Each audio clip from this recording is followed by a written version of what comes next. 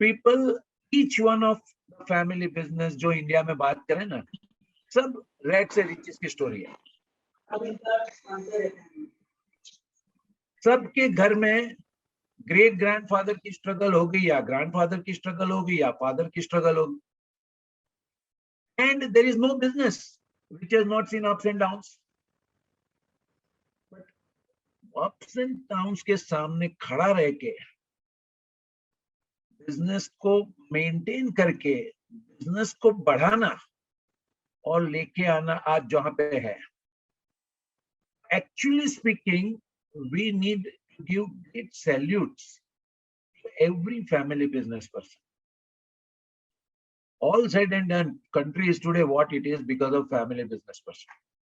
बड़ी बड़ी कंपनियां होती है, टाटा मोटर्स होता है, यूनिलीवर होता है, लेकिन उनके आगे पीछे हर जगह पे फैमिली बिजनेस है। लीवर के सारे वेंडर्स जो डिटर्जेंट साबुन सब बनाते हैं, सब फैमिली बिजनेस। लीवर के सारे डिस्ट्रीब्यूटर फैमिली बिजनेस। लीवर के यहाँ जो ट्रांसपोर्ट में माल आते हैं, सारे ट्रांसपोर्टर्स फैमिली बिजनेस। लीवर का जितना भी कॉन्ट्रैक्ट में काम होता है, कॉन्ट्रैक्ट लेने वाले फैमिली बिजनेस। एक बात अलग है कि ये सारे फैमिली बिजनेस को 2-3% रिटर्न देते हैं और लीवर खुद 24% मार्जिन रखते हैं, लेकिन that is one part. Whole country is vibrant because of the dynamism of family business. I tell you, अभी की बात है, पिछले साल लॉकडाउन हो गया, अप्रैल में, जून जुलाई 4 महीना भाड़ा नहीं देंगे, ऐसा तो सब जगह पे बात हो गई। लॉकडाउन तो अभी तक ही चल ही रहा है, बॉम्बे में मॉल आज भी बंद है। फिर भी एक फैमिली बिजनेस वाले होते हैं, स्ट्रगल करके, सर्वाइव करके, समझा पटा के कैसे भी करके बिजनेस को चलाएंगे, और सिर्फ चलाएंगे नहीं, नई हाइट पे पहुंचाएंगे। अभी ये बिजनेस में, जैसे पहले बताया इन्होंने, एक पॉइंट आ जाता है कि इन बिजनेस में तो सुपर कंप्यूटर है ही, लेकिन उनकी कैपेसिटी जितनी है ना, वहां तो वो पहुंच गए। अभी इसके ऊपर जाने के लिए ये सुपर कंप्यूटर जो है, सब कुछ जानता है, वो एडवांटेज तो था, लेकिन कभी कभी डिसएडवांटेज भी बन जाता है। अभी नेचुरल आइसक्रीम वाले एक साहब है, एक दुकान थी, आइसक्रीम खाते लोग ज्यादा खुश होते हैं, डिनर के बदले में डिनर लेते हैं, लेकिन जब आइसक्रीम खाते हैं ना, तो उनके मुंह पे हैप्पीनेस बहुत लगती है। और मैं नेचुरल आइसक्रीम बनाऊंगा, मैं रोज फ्रेश आइसक्रीम दूंगा, ये इनका सपना, और उन्होंने नेचुरल आइसक्रीम का इतना बड़ा ब्रांड बनाया। ये सब ठीक था जब तक एक आउटलेट था। अभी जब आउटलेट मल्टीप्लाई करना है, अभी different kind of knowledge is required. और ये जो एक्सपीरियंस था ना, जीरो से यहां तक आने का, उसमें एक आउटलेट को एक्सीलेंट बनाने का, दुनिया भर में नाम खड़ा करने का, बेस्ट क्वालिटी प्रोडक्ट बनाने का एक्सपीरियंस था, लेकिन ब्रांचेस मल्टीप्लाई करने का एक्सपीरियंस नहीं था। तकलीफ वहां से शुरू नहीं होती है, पॉइंट कहां पे आता है, जैसे ही दूसरी ब्रांच करनी है, जैसे ही फैक्ट्री मुझसे थोड़ी दूर रखनी है, I have to work with people who may be more capable than me। और फैमिली बिजनेस में सबसे बड़ी चैलेंज ये है, which day we start working with people who are more capable than us।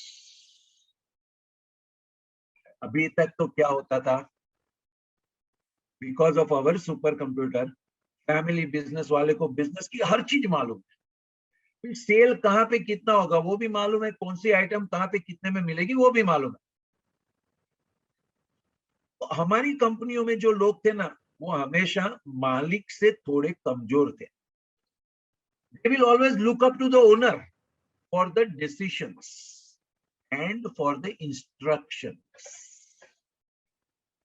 Now, if we have to go to the next level, we will need to work with people who will not look up to you for decisions.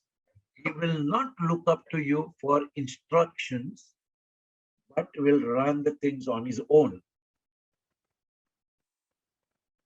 अभी जब मैं तो सब कुछ जानता हूं company के बारे में, मैं किसी आदमी को रखता हूं, उसका काम करने का तरीका गारंटीड मेरे काम करने के तरीके से तो अलग ही होगा। मैं इतने सालों से मेरा तरीका डेवलप करते आया हूं, लेकिन ये जो बाहर से आदमी आने वाला, प्रोडक्शन का मैनेजर, सेल्स का मैनेजर, फाइनेंस का मैनेजर, अभी अगर कोई भी आने वाला है वो तो बाहर से आने वाले हैं, उनका काम करने का तरीका मेरे काम करने के तरीके से अलग ही होगा। अभी अगर काम करने का तरीका अलग है तो उनके साथ में भी काम करना ये हमें आता ही नहीं है। We can very well work with people who are less capable than us, who take our instructions, but we have to work with people who are more capable than us, who will discuss with us but not necessarily take instructions. ये family business के next level पे जाने के लिए सबसे पहली challenge. But करे क्या, वर्षों से we have built the business from zero to where it is in our style, and today start working with some person who is in different from our style, it is a big shift in mind. अभी हम लोग तो office में late तक बैठते हैं, Tata export से एक मार्केटिंग मैनेजर रखा है। हमारे पुराने लोगों को तो थोड़ा दर्द होता ही है, ये बाहर से आया हुआ नया आदमी जिसको कंपनी के बारे में कुछ भी मालूम नहीं है, ये पोजीशन पे पहुंच गया है। वो 5 बजे ओनर की कैबिन में आता है और बोलता है, सर मिश्रा जी तो बोल रहे थे कि हम लोग एक्सपोर्ट कर सकते हैं, लेकिन ज्यादा इंफॉर्मेशन नहीं दी उन्होंने, मैं बुलाऊं क्या उनको? सेठ ने बोला, हाँ बुलाओ ना मिश्रा जी को। फिर वो अपना पुराना स्टाफ घड़ी देखता है, सर लेकिन अभी तो 5:05 हो गई, मिश्रा जी तो राजधानी एक्सप्रेस है, arrival on time, departure on time, अभी तो वो निकल गए होंगे। अपना पुराना एम्प्लॉय बराबर जानता है कि मालिक को, ओनर को लोग लेट तक बैठे ना बहुत अच्छा लगता है, और ये टाटा एक्सपोर्ट वाला मैनेजर बराबर 5 बजे चला जाता है, दर्द करता है। Mentally we know is very capable, अपना धंधा कहीं से कहीं लेके जा सकता है, लेकिन वो 5 बजे चला जाता है ना, वो अपने को दर्द करता है। अभी करे क्या, दूसरे दिन मिश्रा जी को बुलाया, मिश्रा जी जाते हो तो कम से कम बोल के तो जाया करो। मिश्रा जी बोले ठीक है। दूसरे दिन शाम को 5 बजे मिश्रा जी बोले, सर मैं जा रहा हूं, अभी यहाँ पे दूसरा पेन है। मुझे कभी कोई ऐसा नहीं बोलता है कि सर मैं जा रहा हूं, बोलते क्या है, सर कुछ काम है, मैं जा रहा हूं, और अगर मेरे पास में कुछ काम होगा तो मैं उस टाइम पे काम दूंगा, फिर वो रात लेट तक बैठ के काम पूरा करेंगे, फिर जाएंगे। ये अभी तक मेरे ऑर्गेनाइजेशन का कल्चर था। टाटा एक्सपोर्ट से जो साहब आए ना, उनका कल्चर अलग था। आप मुझे टारगेट दे दीजिए, मुझे काम दे दीजिए, and I will do it. I don't need to keep coming to you again and again. This is where cultures clash. And ये जो cultures clash होते हैं ना, उसमें दिमाग कम और फीलिंग ज्यादा काम करती है। 2-3 बार में टाटा एक्सपोर्ट वाला जो मैनेजर था मिश्रा जी, उसने बोला, सर मैं प्लान कर रहा हूँ यूके जाने के लिए। अभी अपनी तकलीफ स्टार्ट। आज तक कभी भी फॉरेन जाना होता था तो मैं जाता था, अभी मैं बोलूं कि मेरा मैनेजर खुद डिसाइड करेगा यूके जाने के लिए, मेरे लिए तो ये नई बात है। फिर मैं उसको बोलता हूँ, अब 2 महीने से है, अभी तक ऑर्डर कितना आया? बोले सर मैं कस्टमर को डेवलप कर रहा हूँ। लेकिन डेवलप करनी क्या, जिंदगी भर लगाओगे क्या डेवलप करने में? अभी कमाई तो हुई नहीं, आप खर्चा चालू करते जा रहे हो। आप एक काम करो, पहले ईमेल से ऑर्डर बिजनेस डेवलप करो, एक बार ऑर्डर आना जाए, बाद में लंदन जाना। हो गई बात। एक ऐसा इंसिडेंस, दूसरा ऐसा इंसिडेंस, ये आदमी 3-4 महीने में अपना कंपनी छोड़ के चला जाता है और हमारा फैमिली बिजनेस का एक कंक्लूजन आ जाता है। ये बड़े पगार वाले सब लोग सफेद हाथी होते हैं, पगार बड़े बड़े होते हैं, लेकिन काम तो अपना पुराना आदमी ज्यादा कर रहा है। बस अपनी जो एक उम्मीद थी ना एक लेवल से नए लेवल पे जाने के लिए, वो उम्मीद यहाँ पे रुक गई। अभी ये ऐसा नहीं कि सब फैमिली बिजनेस के साथ में ऐसा होता है, मेजॉरिटी फैमिली बिजनेस के दिल में ये तकलीफ होती है, लेकिन कुछ फैमिली बिजनेस ये तकलीफ को हैंडल कर लेते हैं, ये समझ के कि अगर मेरा हार्ट का ऑपरेशन करना है ना, मैं जब हार्ट के सर्जन के पास में जाता हूँ तो खाली इसका एक कर्टसी है, मुझे पूछने के लिए पूछता है भाई स्टेंट बिठाने का है, बिठाऊं या नहीं बिठाऊं। उसको तो मालूम ही है क्या जरूरी है, और वो तो करने ही वाला है, और मैं भी उसके भरोसे पे छोड़ता हूँ। हार्ट मेरा है, बहुत इंपॉर्टेंट है, फिर भी मैं उसके भरोसे पे छोड़ता हूँ, डॉक्टर साहब आपको जो ठीक लगे कर दो, और फिर वो स्टेंट बिठा देता है। मैं जानता हूं मेरी लाइफ में मेरे से ज्यादा कैपेबल आदमियों की हेल्प लेके मैं कितनी चीजें कर सकता हूं, लेकिन एक फैमिली बिजनेस ऐसी चीज है जहां पे मेरे से ज्यादा कैपेबल लोगों के साथ में काम करना, ये एक थोड़ी डिफिकल्टी आती है।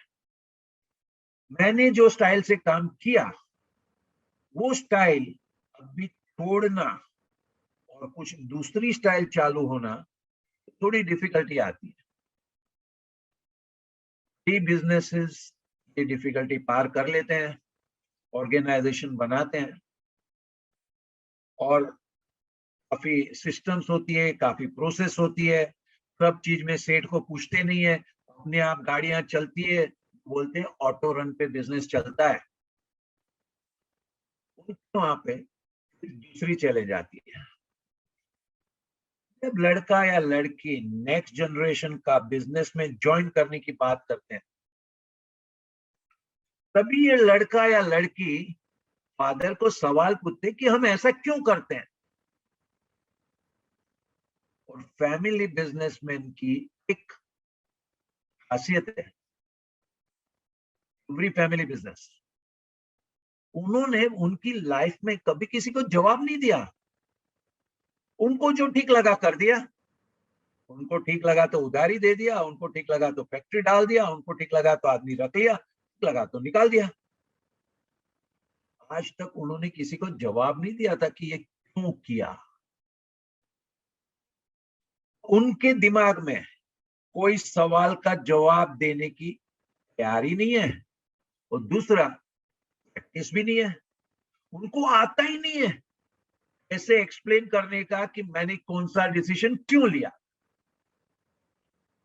और नेक्स्ट जनरेशन वालों को फीलिंग तो है नहीं, खाली दिमाग है, दिमाग से सवाल पूछते हैं, और दो जनरेशन के बीच में जो बातचीत होती है, वो बातचीत में दूसरे तनाव खड़े होते हैं। ये एक कॉन्फ्लिक्ट है जो फैमिली बिजनेस में हैंडल करनी पड़ती है, जब हम एक लेवल से दूसरे लेवल पे जाने के लिए मैनेजर्स, ऑर्गेनाइजेशन, सिस्टम, प्रोसेस बनाने की शुरुआत करते हैं। ये एक बड़ा चैलेंजिंग पीरियड है, और कई फैमिली बिजनेस ने इसको बहुत अच्छी तरह से हैंडल किया। दूसरा चैलेंज बनता है जब नेक्स्ट जनरेशन फैमिली बिजनेस में आ रहा है, जब फादर सन फादर डॉटर का डायलॉग हो रहा है, भी उसमें दूसरा टेंशन खड़ा होता है। और एक तीसरा जो टेंशन है वो बहुत नेचुरल है। जब हम लोग 20-30 साल के होते हैं, अपनी एनर्जी लेवल अलग होती है, अपनी डेयरिंग अलग होती है, अपनी चैलेंज लेने की कैपेसिटी अलग होती है, और गिरने के लिए कुछ है ही नहीं, गंवाने के लिए कुछ था ही नहीं, तो बहुत साहसिक थे। जब 30-40 के पीरियड में आए,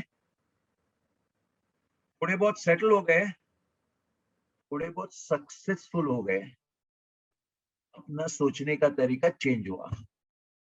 और जब 40 की 50 की एज में आते हैं, अभी तो हम सब कुछ जानते हैं, हम काफी सक्सेसफुल हैं, देखो दुनिया हमको इज्जत दे रही है, इतना पैसा बनाया हम लोगों ने।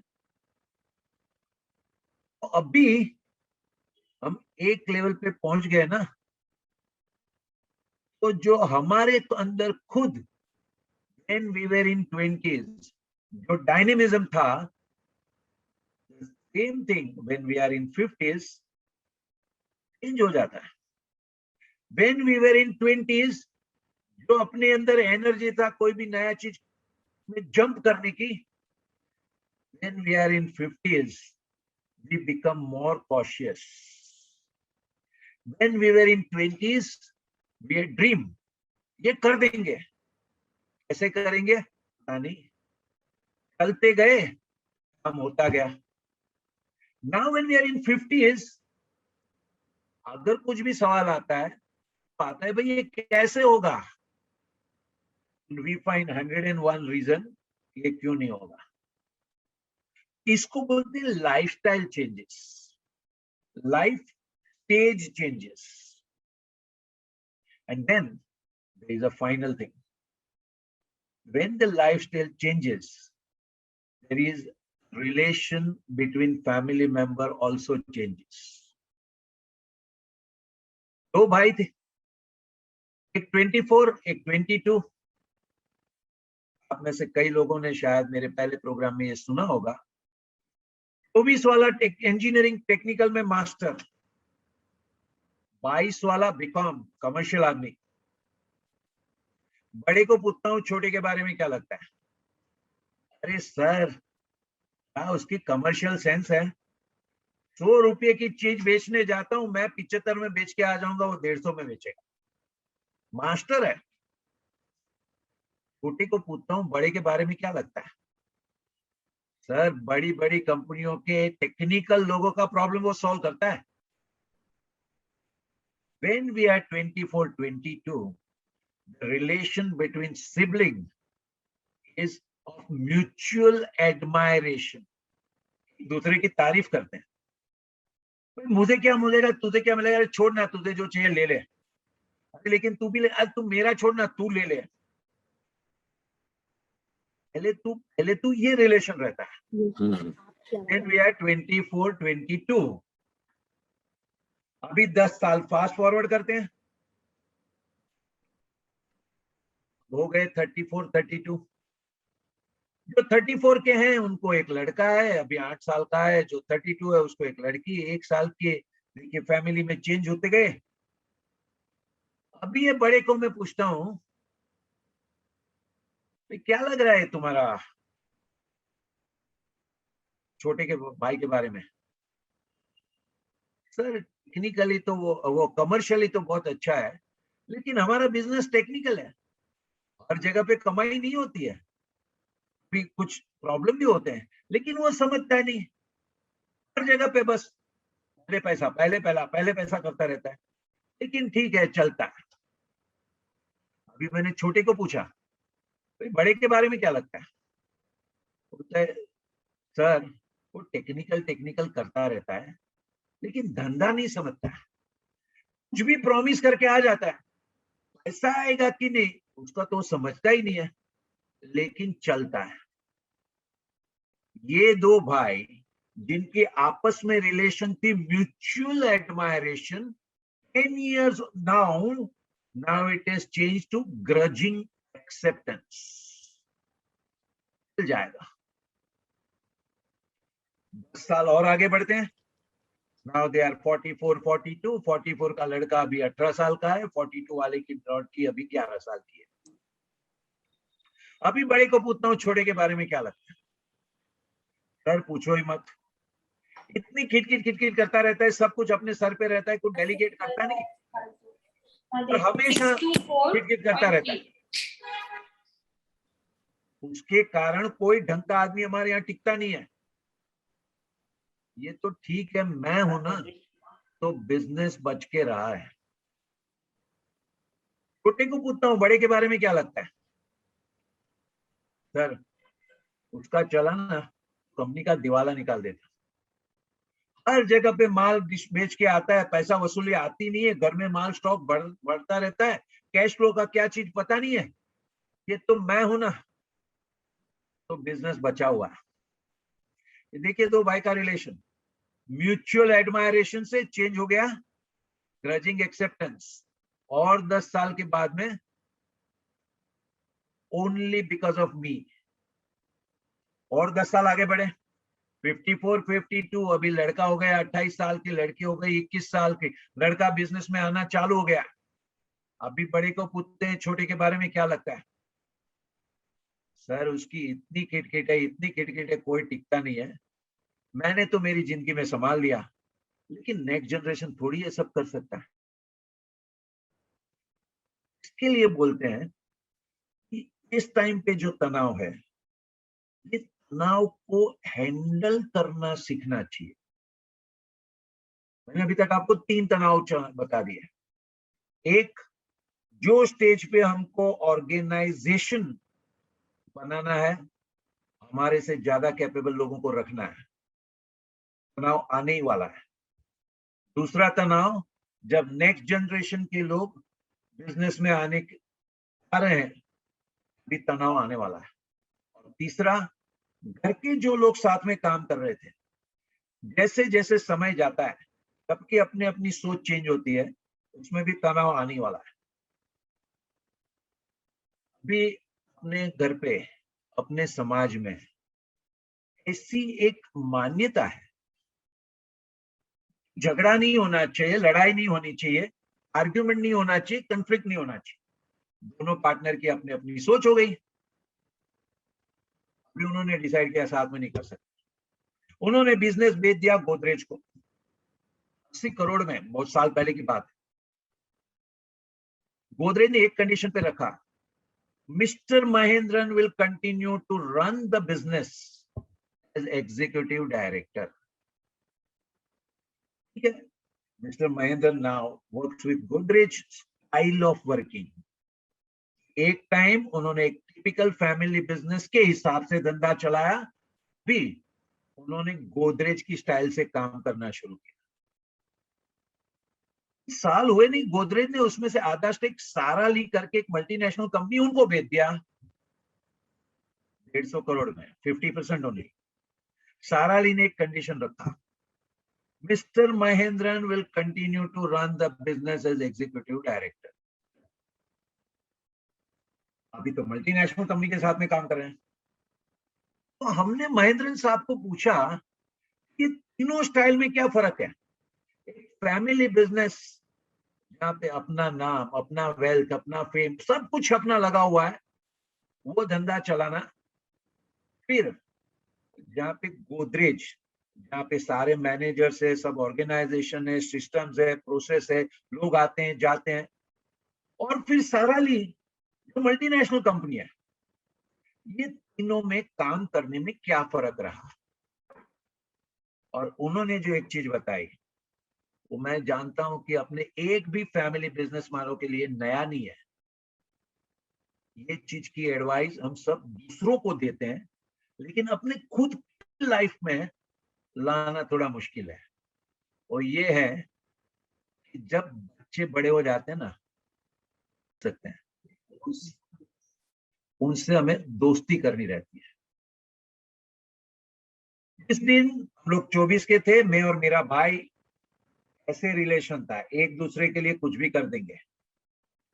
जब लाइफ के साल जैसे जैसे टाइम आता है ना, ये जो हॉरिजॉन्टल रिलेशन है वो धीरे धीरे वर्टिकल रिलेशन होता है। मैं और मेरे बच्चे, ऐसे फैमिली होता है। इसमें मेरा आपका कोई दोष नहीं है, ये सोसाइटी का सिस्टम है और ये हर घर में होना ही है, इसमें गलत कुछ नहीं है। We have to learn work with different equation. और ये जब इक्वेशन बदलता है, उसके साथ में जीना, ये जब हम लोग सीख सकते हैं, then we can go from one level to another level. वही दो भाई 50s, they can separate, और जो एम्पायर बनाया था वो वापस छोटा हो गया, और they can work together and next generation can take it to another height. Haldiram का एग्जांपल देखिए। हल्दीराम जी खुद तो बीकानेर में छोटी दुकान थी, तो बेटे, तीन बेटे, एक बीकानेर में रही, छोटी दुकान में ही रहे, और दूसरे कलकत्ता गए और कलकत्ता में थोड़ा धंधा बढ़ाते गए। At this stage, different things, but as a family, Haldiram, quality commitment, different things. But now, separate accounts, separate way of working. They're together also and separate also. That is how they worked out mechanism. So now there is Haldiram Delhi, there is Haldiram Nagpur, there is Haldiram Kolkata, and there is a Bikaji in Bikaner. All of them going to another height. Together as well as separate. Fight भी करते हैं और साथ में भी रहते हैं। तब एक जमाने में एक घर में रहते थे, अभी अलग अलग घर में रहते हैं। अलग अलग घर में रहते हैं, सोच अलग अलग होती है। अपनी आप जो डाइवर्सिटी है उसको रिस्पेक्ट भी करते हैं, लेकिन साथ में भी है। जब साथ में है, it is a 5,000 crore brand. If they break it apart, then it will all again become one smaller start. So when we learn work with diversity, people who are different than us, it could be our manager, it could be our children, it could be our brother, sister, who seem to have changed over a period of time. मेरा भाई ऐसा नहीं था, 30 साल पहले की बात करते। As everybody grows, life changes. So the key is learning to live with diversity. And successful people have not learned it. They have been me-centric, my decision, my orders. And for them, it is a great thing to go to the next level, learning to work with diversity. I have been working for last 45 years. I have been working in one style. Now, when I am working SP Jain School of Global Management, campus is in Dubai, Singapore, Sydney. And when we work with people there, their all thinking is very different. Australia वाला बोलता है बाजू बाजू में बैठे, उसकी cabin में जा सकता हूँ, अपॉइंटमेंट नहीं है। Now, I am used to be in India. कभी भी जरूरत है मैं किसी की कैबिन में चला जा सकता हूँ, ऑस्ट्रेलिया में नहीं। Now, if I want to work there, I need to learn that we have a diversity. India में मैं किसी के भी नाम पे आगे राकेश जी, अशोक जी, अशोक भाई, ये बोलना बहुत कॉमन है। ऑस्ट्रेलिया में, दुबई में, सिंगापुर में, they want to call everybody by first name. Now I'm not used to be called by first name, nor do I call other people by first name. हर्ष मरीवाला बोलते हैं कि भाई उनकी company में culture डाला है, सबको फर्स्ट नेम से बुलाओ। हम लोगों को बहुत ताजुब होता है कि ड्राइवर ऐसा बोलेगा, Harsh where do I take you? और अगर सीनियर ऑफिसर का नाम हर्षा होता फिर ड्राइवर से Harsha where do I take you, हमारे दिमाग में ये फिट नहीं होता है। लेकिन जब अलग कल्चर में काम करना है, then we have to understand what is primary and what is secondary. Whatever is primary, no compromise. But whatever is secondary, we have to learn to adjust. If you will have professionals, they will work time to time, but they will deliver another kind of output. If next generation is going to come in your business, if you are going to factory at 7 o'clock, 9 बजे तक तो वो लोग उठेंगे नहीं. But they have different strengths.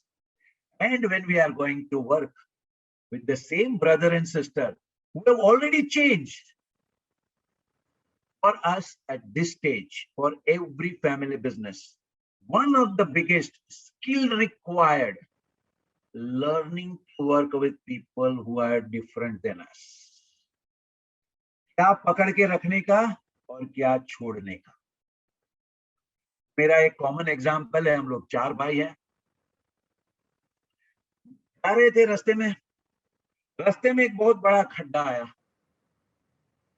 बड़े भाई ने बोला अंदर जाके देखते हैं. मैंने बोला अंदर जाएंगे लेकिन बाहर आने का रास्ता नहीं दिख रहा है. तीसरा भाई बोलता है तू है ना हमेशा डरता रहता है. चौथे की ओर देख के बोल रहा है तू क्या बोल रहा है. वो तो डर गया, बोला हाँ चलो जाते. 3 लोग बोलते हैं जाएंगे. मैं बोल रहा हूँ बाहर आने का रास्ता नहीं, क्या करूं. If I am alone, I can decide. Now when I am working with diversity, I need to go with whatever is commonly agreed. Decide हुआ ना जाना है, decided, I will go. गए, देखा, थोड़े बहुत इधर उधर सब स्टडी भी किया. फिर वो 4 नंबर वाला बोलता है अभी बाहर आने का रास्ता नहीं दिख रहा है, अभी मेरे पास में बोलने का मौका है. Should I say I told you so? मैंने तो पहले ही बोला था. Now here is the correction. Whenever we are together, we need to learn this. The word I told you so has to be banned in our organization, if we are in a board of directors in the board, and if we are working in a family in the family. When we are authorized to use I told you so, उसका मतलब है that we are guaranteed wishing that the project fails.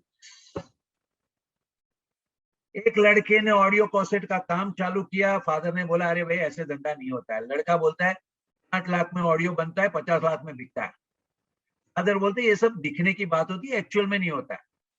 Anyway, boy prevailed, audio album बना दिया.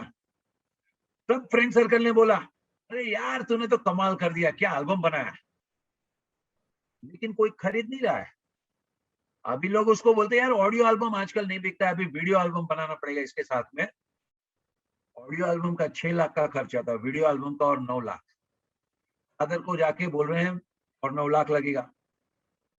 Father के पास में मौका है, लेकिन फादर भी एग्री कर लेते हैं.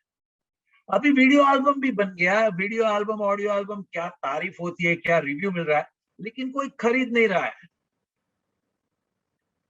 फाइनली जब लड़के और फादर को पता चला कि एक ऑडियो एल्बम और वीडियो एल्बम नहीं बिकने वाला है, फादर के पास में एक चॉइस है, आई टोल्ड यू सो बोलने का. और अगर ये चॉइस अलाउड है, through out the journey father की एक सीक्रेट प्रेयर रहती है कि लड़का इसमें फेल हो तो मैं उसको बोल सकूं आई टोल्ड यू सो. अगर इसका ऑडियो वीडियो एल्बम चल गया, उसने 50 लाख में बेच दिया, जिंदगी भर वो मुझे बोलता रहेगा देखो आप ना बोलते थे ना, लेकिन देखा कैसा हो गया. तो फादर का प्रेयर रहता है so that he fails and I can tell him I told you so. Of course कोई फादर ओपनली ऐसा प्रेयर नहीं करता. This is a subconscious power of the word I told you so. इसके बदले में जब फादर बोलता है देख फाइनल डिसीजन हमने साथ में लिया था ना, जो हुआ वो हुआ. We face the outcome together, not using the word I told you so. Instead of saying other way around, अरे हमने साथ में डिसीजन लिया था ना, ठीक है तूने ऑडियो एल्बम बनाया, मैंने भी तो परमिशन दिया ना बनाने का. सो इट हैपेंस, लाइफ में ऐसा होता है. अरे घाटा होता है तभी तो सीखते हैं. तू तो तकदीर वाला है, 15 लाख में सीख लिया. मेरा पहला घाटा 2 करोड़ का था. Now this particular mindset of not scoring a point but supporting the other person is the second rule. First rule is whatever is jointly decided, we will go, even if I think other way around.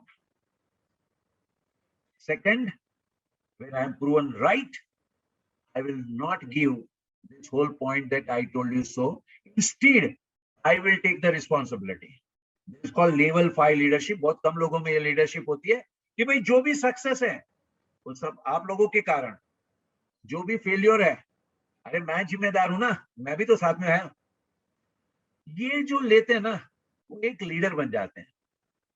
Managers भी उनको leader मान लेते हैं, next generation भी उनको accept कर लेते हैं और घर में भी सब लोग एक्सेप्ट कर लेते हैं. सीक्रेट क्या था?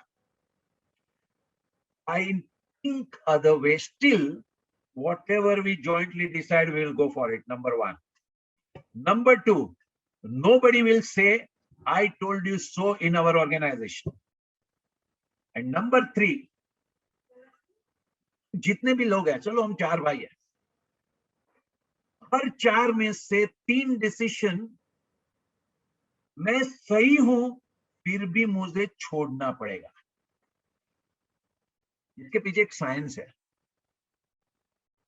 We must know this. I am always right from my point of view, and the other person is always right from his point of view. आप लोगों ने ये 6 और 9 तो सुना ही होगा. एक पेपर पे 6 लिखा हुआ इंग्लिश में और मैं और आप आमने सामने बैठे, मैं बोल रहा हूं ये 6 दिख रहा है, आप बोलोगे 9 दिख रहा है. फैक्ट इज एक 6 बोल रहा है और एक 9 बोल रहा है, and both can be right is the new wisdom to us.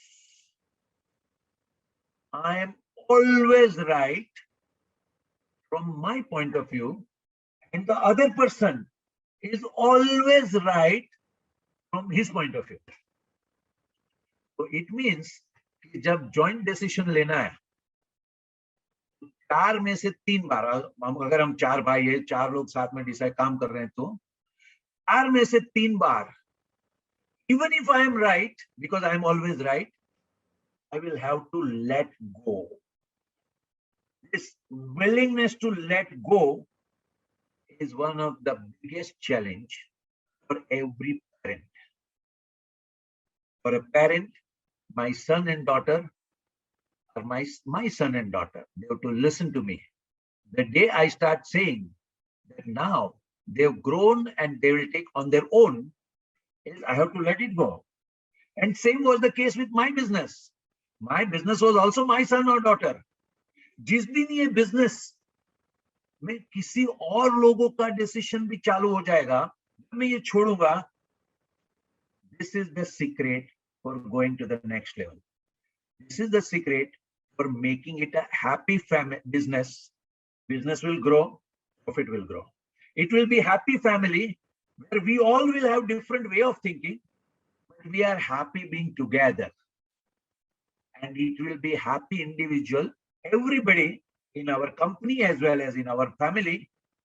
Then they can do whatever they want. Different, but at the same time being together. Different, but at the same time good wishes. This is where is a wonderful outcome of family business. Happy business, happy family, happy individual. करना क्या है? Learn to let go. Successful business people need to let go even more. And we have seen stories of people who have reached new height. We have seen stories of business families where there are so many people together. Just 2 days ago, on the platform of Jito, I was moderating a discussion with Hinduja family. the richest Asian family in Britain, 1,70,000 employees, 4 people, 4 brothers, very different personality, being together, and our family values becoming the bonding factor. This is the secret of the value system with which we have grown up. The value system which are deep in our heart, helping others, being for others, letting go. These are the things which are the sure shot foundation for helping us to manage the conflict. We learn to manage the conflict in jagah pe, with organization, with more people coming, diversity, with next generation coming in, or among the brothers, sibling, whatever it is. Conflict is bound to come. Welcome the conflict, understand the conflict, and address the conflict by these 3 rules. This is something which I have seen working in many places. Sometimes we can do it ourselves. Sometimes some external well-wisher can play a good role in helping us to clarify our thinking. But the point is, once it is clear, then of course our business sense prevail, our family sense prevail, our belief in religion prevail, our belief in charity prevail. And if we are 10 crore, we go to 100 crore. And if we are 100 crore, we go to 1,000 crore, almost effortlessly. The effort is not required outside. The effort is required inside to learn to handle this conflict. I would conclude this session here. It was, I hope I could open up different point to think. And if you have any questions and if the time permits, I'll be happy to take it. Thank you so much, sir. I would ask Shri S.K. Jain to, if he would have any questions, sir, or any input on what Professor Parimal just shared. Yes. Hello. Namaskar, sir. नमस्कार. अभी मेरे को family business में ही काम करने का experience बहुत ज्यादा मिला है. Like DCM, like Oswals, Modis, Loyas as president, सब टेक्सटाइल यूनिट्स थे. और टेक्सटाइल सबसे पुराना जो बिजनेस है और उसमें चेंज रिक्वायर्ड था जब मैं एंटर हुआ. तो ये सब जो बोल रहे हैं डॉक्टर मर्चेंट, ये सब मैंने देखा, ये बहुत सही बोल रहे हैं. जब नेक्स्ट जनरेशन आती है तो पुरानी नई में होता है कॉन्फ्लिक्ट. लेकिन प्रॉब्लम जो मैंने देखी, नाम पे बताता हूँ, DCM में जब मैं टॉप मैनेजमेंट नहीं था, जबकि बात है, तो उनका नेक्स्ट जनरेशन का जब बेटा अमेरिका से MBA करके आया तो उसने वो सब कुछ लगाना चाहा जो वहां पे वो पढ़ के आया था. एम्प्लॉइज को बिल्कुल अच्छा नहीं लगा. तो एक जो है ये भी एस्पेक्ट है कि एम्प्लॉइज ही जो है ना वेलकम नहीं करते चेंज को. There is resistance to change and he could not succeed because of that. This is a new point I want to mention here at this point. तो ये इसको मैनेज तो करना ही पड़ता है, लेकिन मैनेजर के दृष्टिकोण से देखें तो वो भी एक इम्पोर्टेंट है. जो मैंने भुगता वहां पर, एक ग्रुप में एक भाई प्रोडक्शन देखता है, फैक्ट्री मैनेज करता है, और दूसरा कमर्शियल फंक्शंस देखता है. मेरे को ये बोला जाता है कि ये प्रोडक्ट बन सकता है. मैंने बोला बन सकता है, कोई दिक्कत नहीं है. जब बनाना शुरू कर दिया, दूसरा भाई बोलता है ये तुमने क्यों बनाना शुरू कर दिया, मैंने तो बोला ही नहीं था, ये मैंने कहा बन ही नहीं सकता. अब कॉन्फ्लिक्ट हो गया, उस बात को लेकर बड़ा भारी कॉन्फ्लिक्ट हो गया. Then his old father has to come in and solve this problem. So it is very interesting field and requires a lot of study and research. This is what I want to say. Thank you. So nicely put, sir. RS Jain साहब, आप कुछ share करना चाहेंगे? Yes, मैं भी family business run कर रहा हूँ और हम दो ब्रदर ने काम शुरू किया। दोनों के दो बच्चे आए हैं, 4 ब्रदर है, एक भांजा, 5 बच्चों के साथ में हम भी एक इंडस्ट्री को रन कर रहे हैं। और इसका डे टू डे कई चीजें आती हैं जिनको हम फॉलो करते हैं, और गाइडेंस तो हमें तरीके लोगों से मिलता है। अभी मेरा हेनरी हचिसन यूएसए में एक संपर्क हुआ था, उनकी बुक का मैंने ट्रांसलेशन किया है हिंदी में। ये मैंने कोशिश की है क्योंकि हमारी पुरानी जनरेशन के अधिकांश लोग अंग्रेजी से थोड़े परहेज करते हैं, तो हिंदी का उनके लिए मैंने ये ट्रांसलेशन किया है। और मुझे सबसे अच्छी बात जो लगी है आज की, वो learning to live with diversity. It is really very, it's a truth. अगर हम लोग जो हैं, अगर हम अपने आप को नहीं ढालते हैं तो नए लोग तो अपने आप को ढाल ही लेंगे।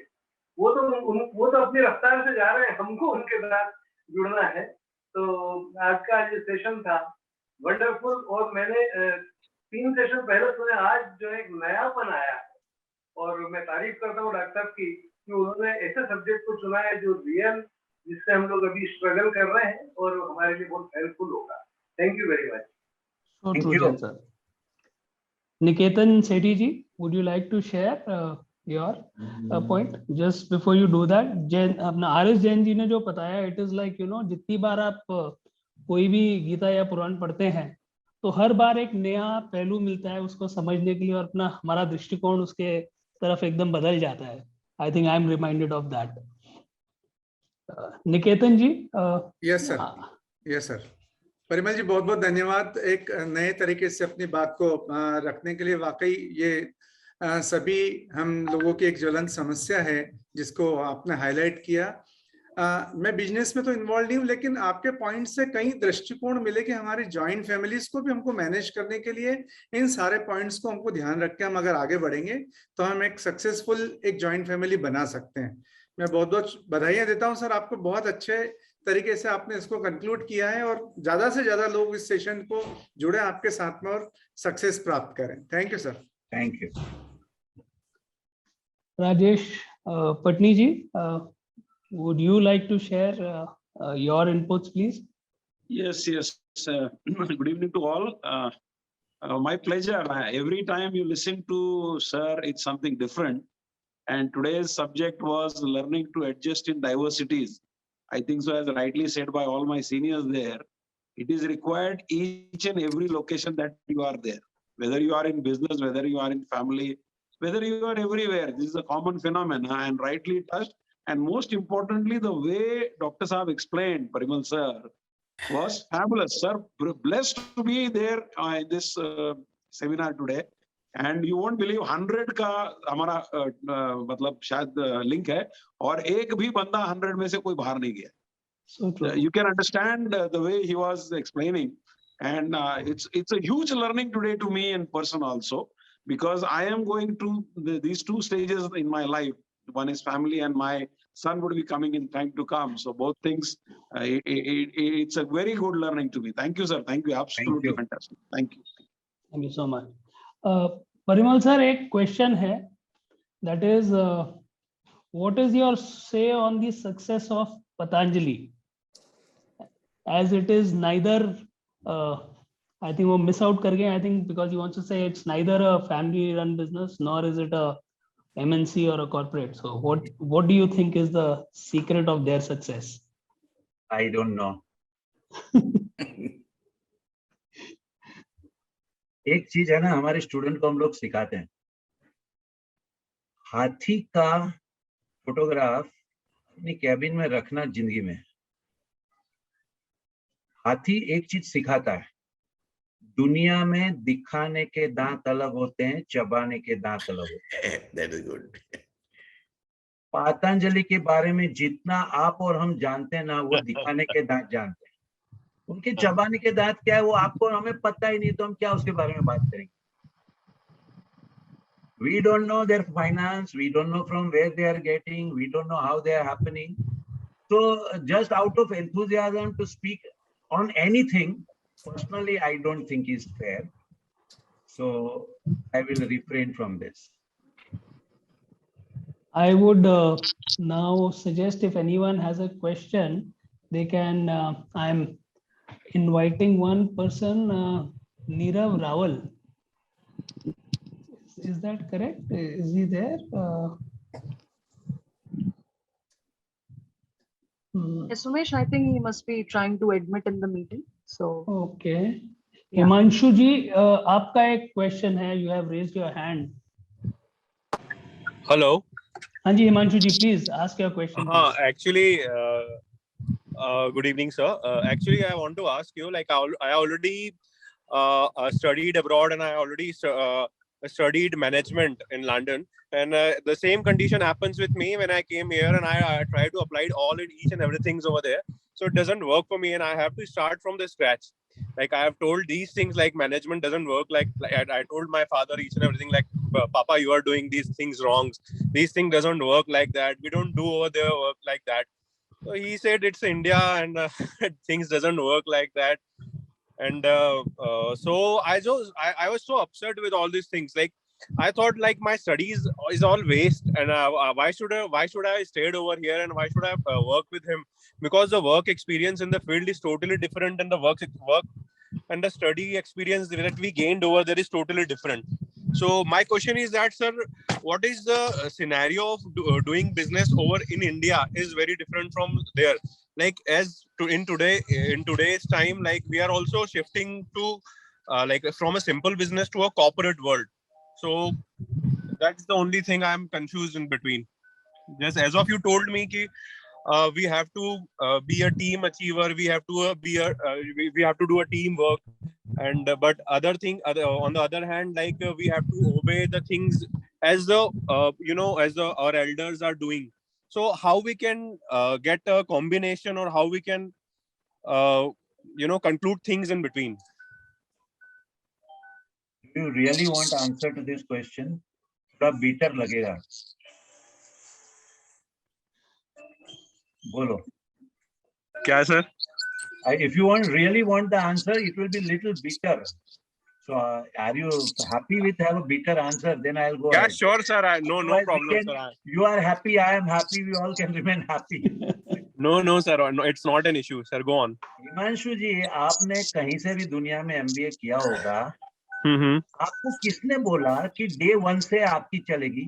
सर, कौन से MBA की कॉलेज में ऐसा आपको सिखाया? MBA करने के बाद में आपको कॉर्पोरेट सेक्टर में जॉब मिलेगी. And one of the thing MBA teaches is learn to be obedient. Yes, exactly, sir. तो हमारे कितने सारे MBA के स्टूडेंट हैं. One of the thing they learn is that to reach office in time. अगर 4 बार late जाते ना तो ये आधा दिन का सैलरी कट हो जाती है. Yes, exactly. So, one thing is that nowhere in the world an MBA with best college in the world is given decision making power on day 1. One of the things that MBA teaches you is that wherever you want to influence, understand there is something called circle of concern and circle of influence. Gradually you increase your influence. You don't assume it on day 1. You have to learn to win the acceptance. And one of the things that MBA teaches you is called marketing. Understand the other person. Customer is always right. In your family business, your father is your customer.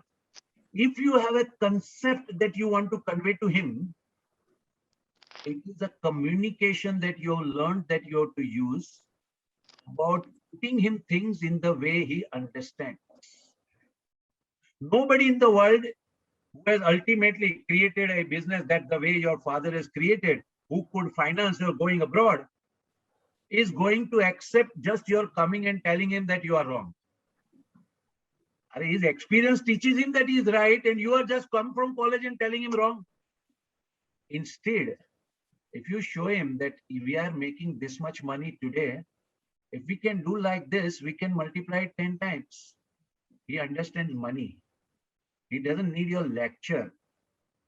He has been getting order of 1 crore. On your own, bring order of 5 crore. Next day, your acceptance changes. Everybody in life has to prove their credential.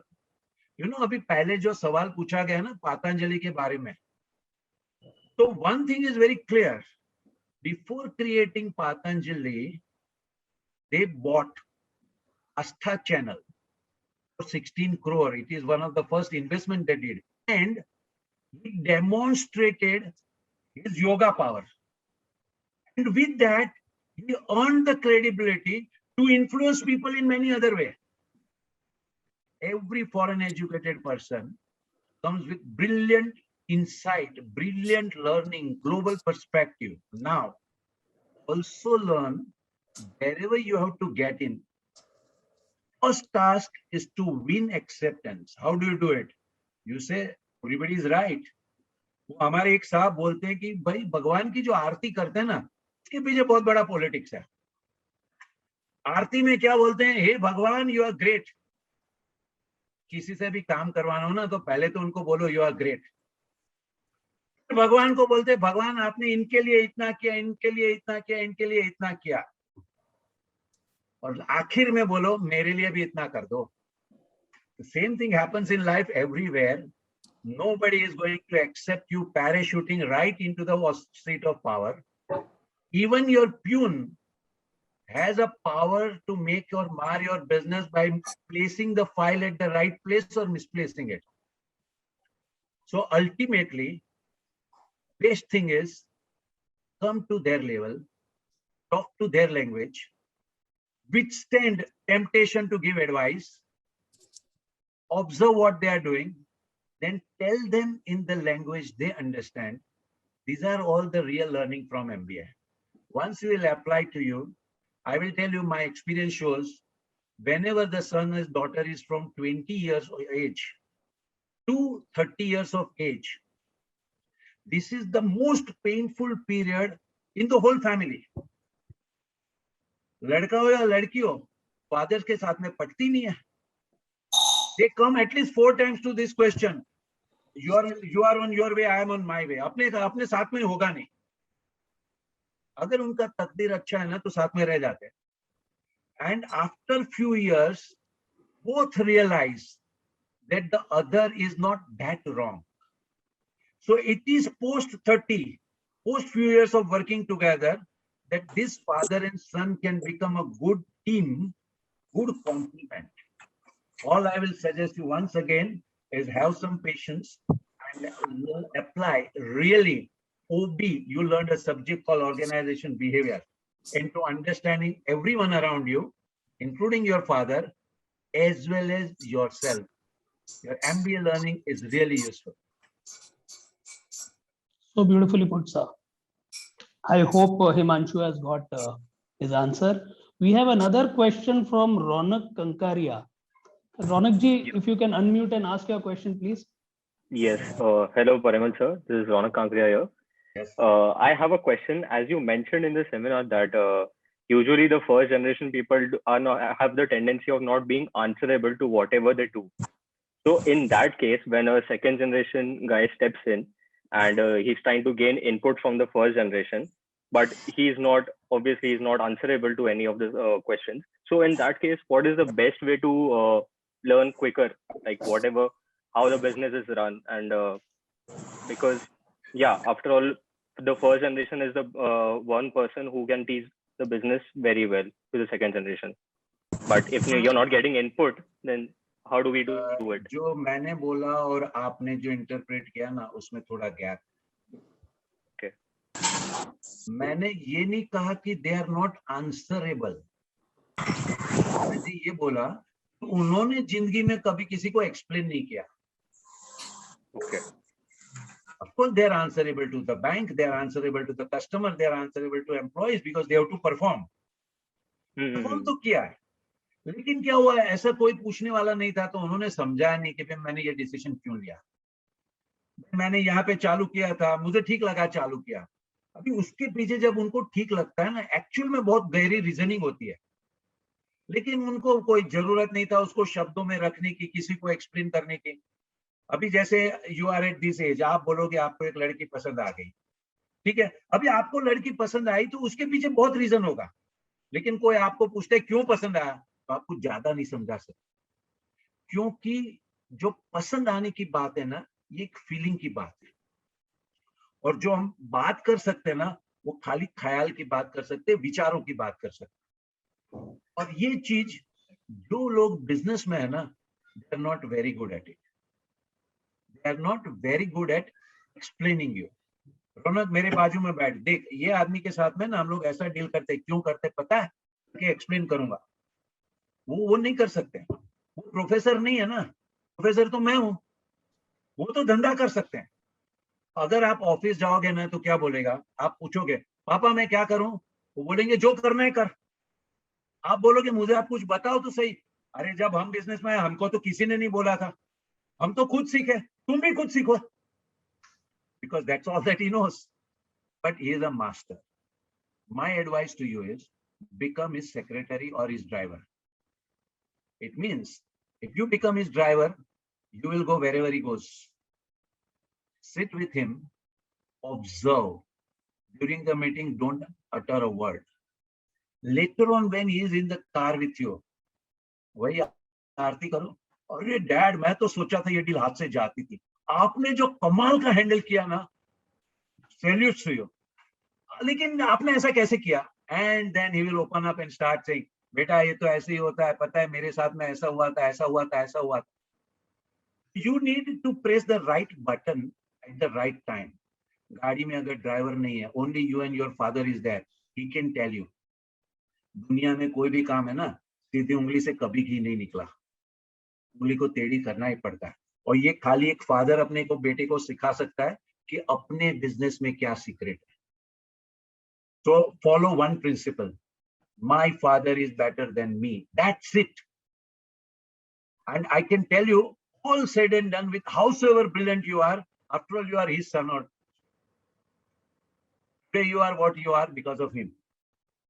So better to accept this and be with him. Sometimes he will shout at you. Just listen to him. उनका right है भाई अपने पे गुस्सा करने का. Accept कर लो. और जितना साथ में रहोगे उतना ज्यादा सीखोगे. What a lovely answer. I'm sure Great answer, Ronak, great answer. I'm sure Ronak, you're satisfied. And Yeah, Ronak, absolutely. That was very relatable, actually. You know, I'll also add, and that also will apply to Himanshu. You know, studying abroad, coming back to India, a lot of things which we learn is absolutely not implementable in our family business scenario.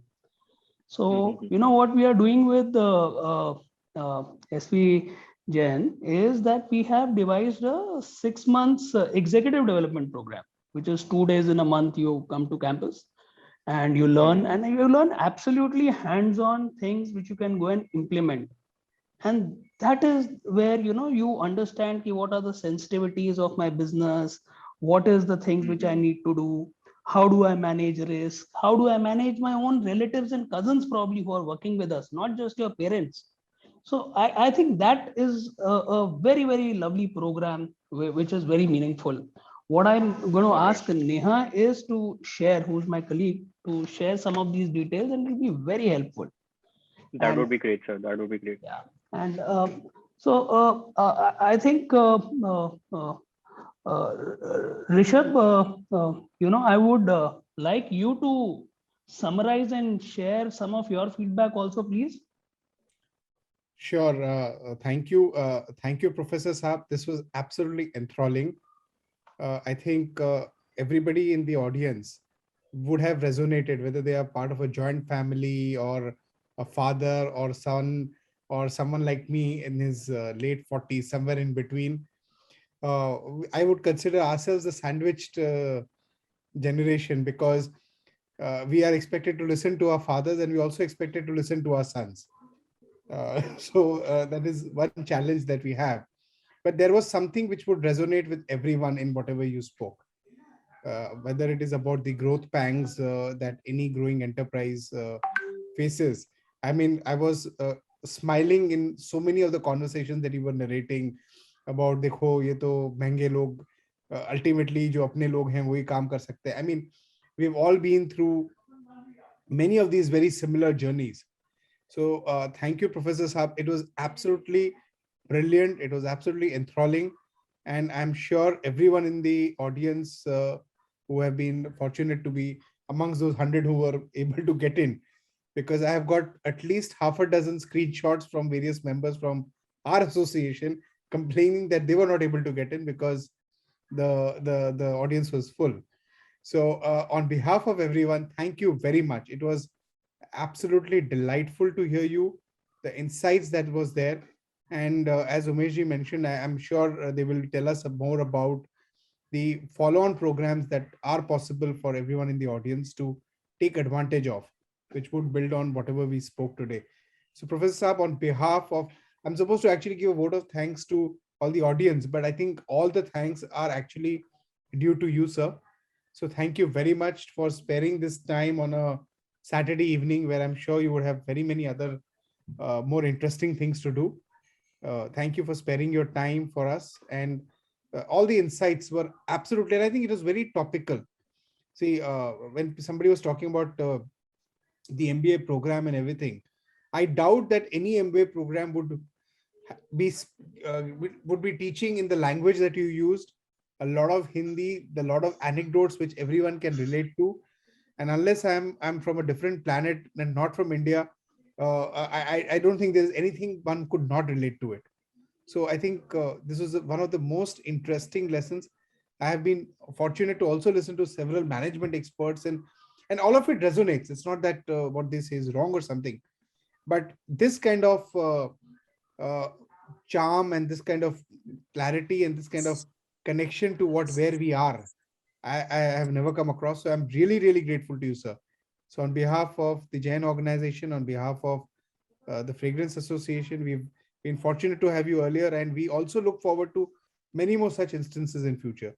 And thank you very much. And thank you, Talgro. Thank you, Umesh ji. Thank you, Neha ji, and everyone else for helping us facilitate this. We are really grateful to you for giving us this opportunity. Really, thank you, sir. And especially Professor Saab for sparing his time on a Saturday evening, 1.5 hours of this kind of conversation. It's mind-blowing. Thank you very much. Thank you, Rishabh, for your warm words. Asmita ji, would you want to share something on behalf of your association, please? Yeah, definitely. Hi, everyone. Very good evening. I am fortunate to express gratitude to this wonderful set of people on behalf of Jain Engineers Society. I would like to thank Dr. Parimal Merchant sir for enlightening us on this very important and relevant issue, as rightly pointed out by Darshan sir and Rishabh Kothari sir. I am sure this was an eye-opener to all the generations, right from people like me and Ronak, who are just entering our career, to people who are like my father's age, who are handing over this to their next generation. So yeah, it was a really eye-opener for all of us.